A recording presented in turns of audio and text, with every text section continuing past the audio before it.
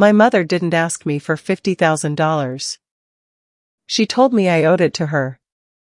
She was standing in my kitchen, holding a glass of water, as casually as if she were asking me to pick up groceries. "Your brother's wedding is in 6 weeks," she said. "We've already chosen the venue." I stared at her. And you're paying for it." I actually laughed. Not because it was funny. Because I genuinely thought she'd made a mistake. "Mom, I'm not paying $50,000 for Daniel's wedding." Her expression changed instantly. "You're his sister." "I know."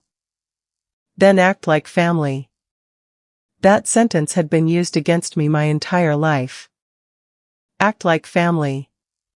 When Daniel needed tuition, I was supposed to help. When he crashed his car, I was supposed to help. When he wanted to start a business, I was supposed to believe in him. When he failed, I was supposed to understand. And when I succeeded, somehow that money became family money. But this time, I wasn't going to give in. I didn't know it yet, but my mother's next sentence would expose the one secret she'd been desperately trying to hide.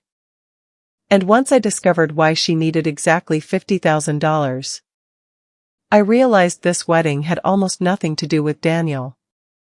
My name is Emily. I'm 34 years old, and for most of my childhood, I believed my family was normal. Not perfect. Just normal. My younger brother Daniel was 3 years younger than me. He was charming, funny, and somehow always able to get people to forgive him. If he forgot an assignment, Mom said he was overwhelmed. If I forgot one, she called me irresponsible. If Daniel spent too much money, Dad called it an investment in his future. If I spent money on myself, Mom asked why I couldn't be more practical. I noticed the difference early. But I didn't complain. I became the responsible one. The daughter who got good grades. The daughter who worked part-time. The daughter who saved money. The daughter who didn't cause trouble.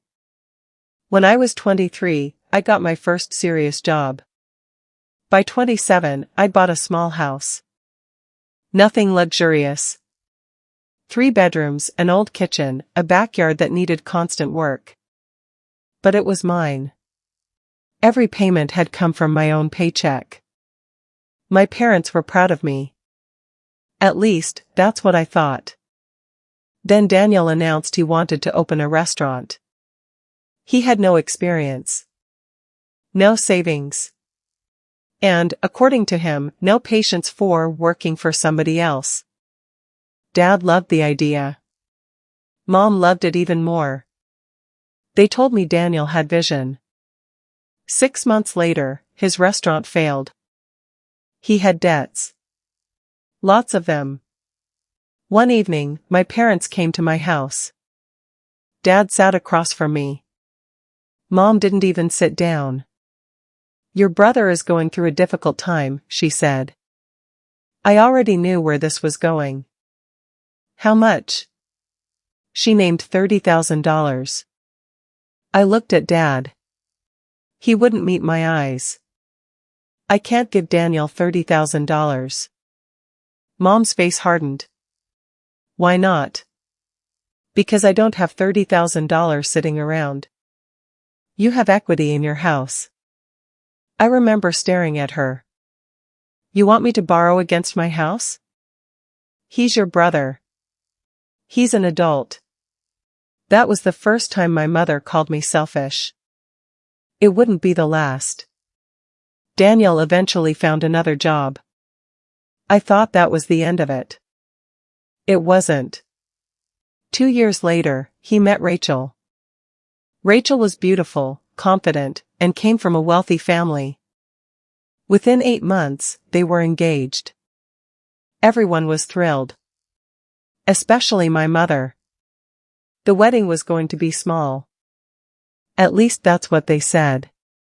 Then the venue changed. Then the guest list doubled. Then there was a designer dress. Then a destination photographer. Then a band. Then a private dinner. The budget quietly climbed higher and higher. Until my mother appeared in my kitchen. 50,000, she repeated. Mom, no. You're making six figures. So? So you can afford it. That doesn't mean I'm responsible for it. She put the glass down hard. Your brother has always been there for you. I almost laughed again. Mom, when have I ever needed Daniel to pay for something? That isn't the point. No. It isn't. She stared at me. You're embarrassing this family. That hurt more than I expected. Not because I believed her.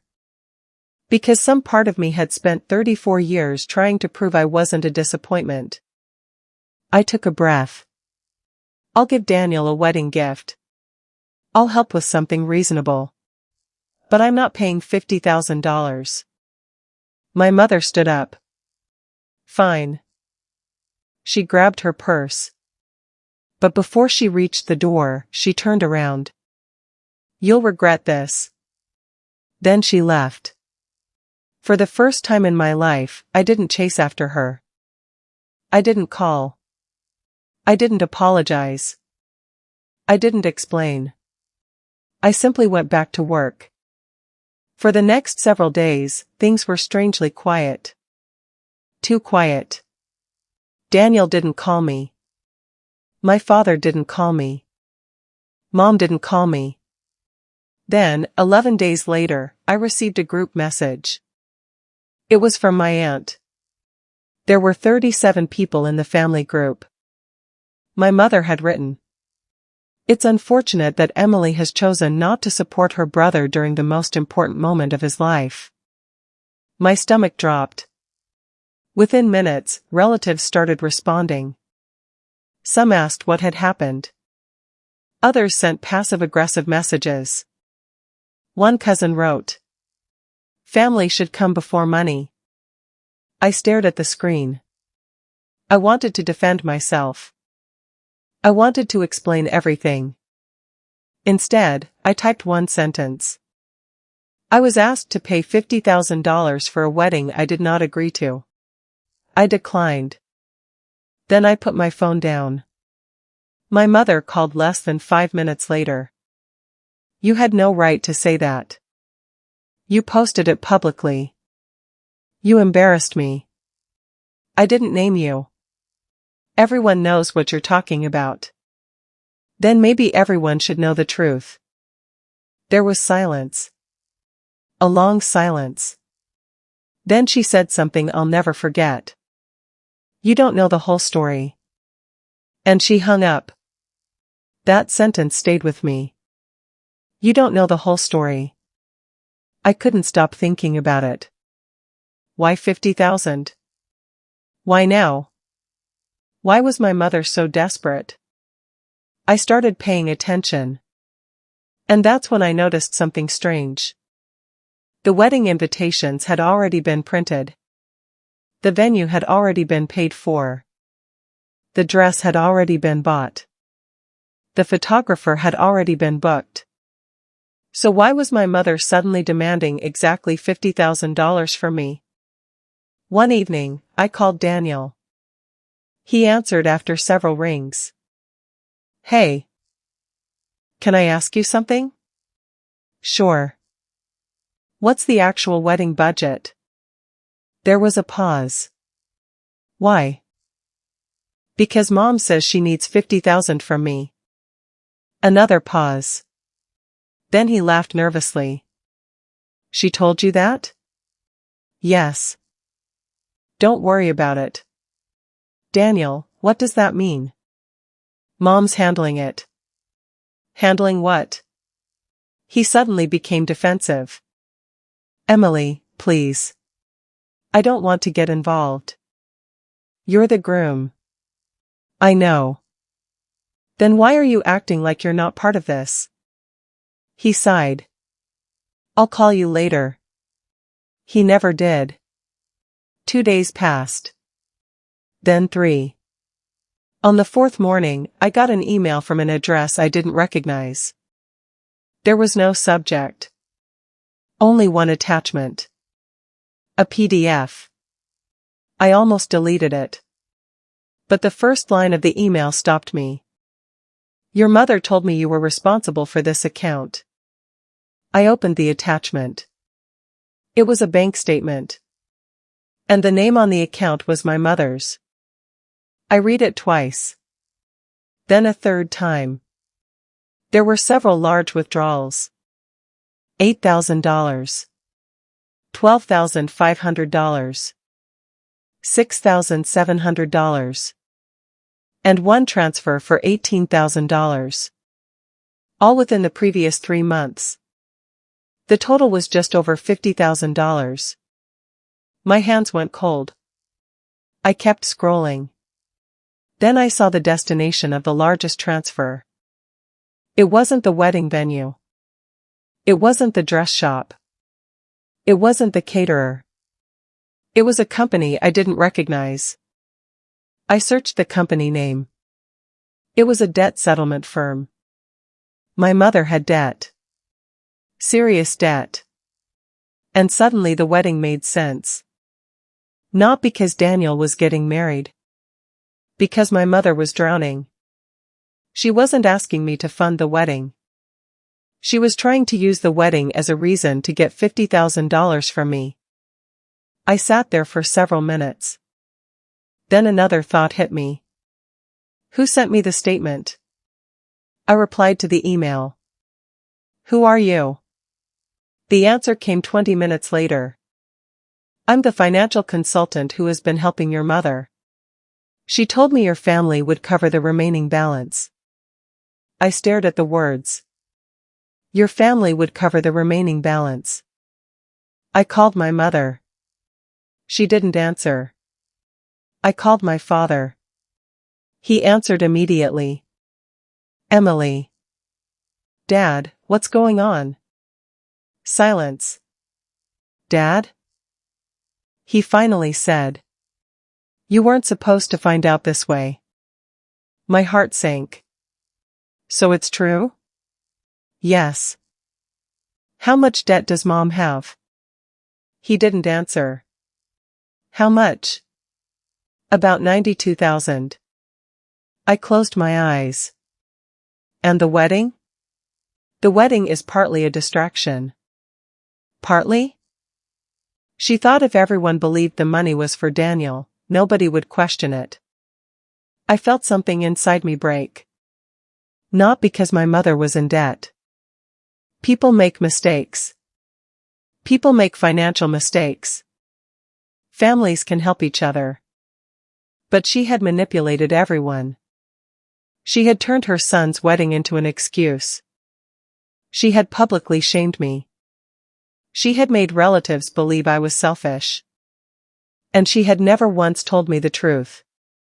Why didn't you just ask me? I asked. My father sighed. Because she knew you'd say no. I laughed quietly. Exactly. That evening, my mother finally called. Her voice was different. No anger. No accusation. Just exhaustion. Emily. Yes? I can explain. I know. You don't understand the pressure I'm under. I understand more than you think. She was silent. Then she said. The wedding is already committed. If we cancel things now, we'll lose deposits. Your brother will be humiliated. So you decided to humiliate me instead? That wasn't my intention. But that's what happened.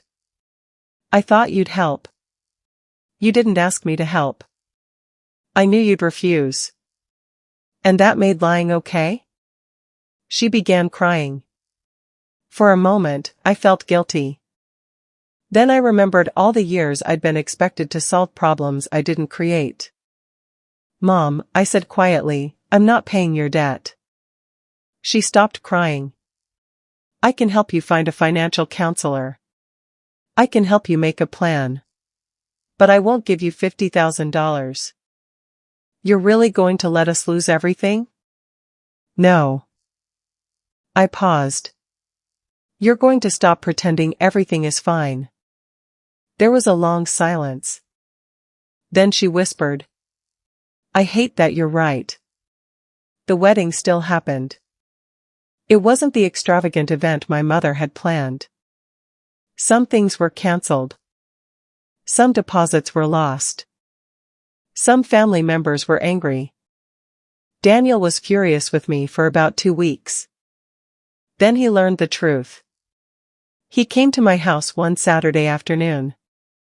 I opened the door. He looked exhausted. I owe you an apology. I stepped aside. He came in. I thought you were being selfish. I know. Mom told me you refused because you didn't care about me. I didn't answer. He looked at the floor. She never told me about the debt. I know. He sat down. For a few minutes, neither of us spoke. Then he said, I also need to tell you something. I looked at him. The $50,000 wasn't just for Mom. My stomach tightened. What else? He swallowed. I owed money too. I stared at him. How much? $28,000.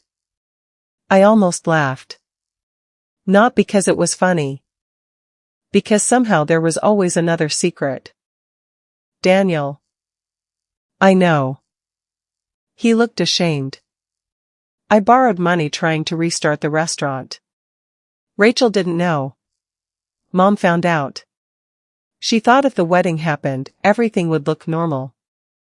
And the $50,000 would cover both of you. He nodded. For the first time, I understood why my mother had been so desperate. But understanding wasn't forgiveness. Not yet. It took months for the family to recover. My mother sold a second car. My father took extra work. Daniel created a repayment plan. Rachel eventually learned everything. She wasn't happy. But she stayed. Not because everything was magically fixed. Because for the first time everyone was forced to stop pretending. As for me, I stopped being the family emergency fund. That was the real change. I stopped automatically saying yes. I stopped explaining myself. I stopped feeling guilty for having boundaries. And strangely enough, my relationship with my mother eventually improved. Not immediately. Not perfectly. But honestly. One Sunday afternoon, almost a year after the wedding, she came to my house. She brought a small box. Inside was an old photograph of me and Daniel as children. She handed it to me. I found this while cleaning. I smiled. We were cute. You were always taking care of him, she said. I looked at the picture. Daniel was holding a toy airplane. I was standing beside him with my hand on his shoulder. My mother sighed. I think I made a mistake. What kind? I taught you that being the responsible child meant you were responsible for everyone. I didn't know what to say. She continued. And I taught Daniel that someone would always rescue him. That sentence meant more to me than an apology. Because she finally understood. She hadn't just been asking me for money.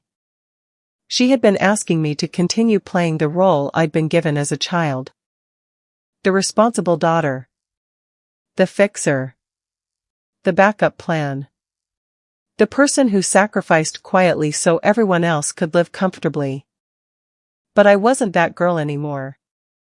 I looked at my mother and said, I'll always love my family. She nodded. But loving someone doesn't mean financing every decision they make. She smiled through tears. I know. And for the first time I believed her. The $50,000 never came from my bank account. And strangely, that was the best thing that could have happened to our family. Because if I had paid it, everyone would have learned the wrong lesson.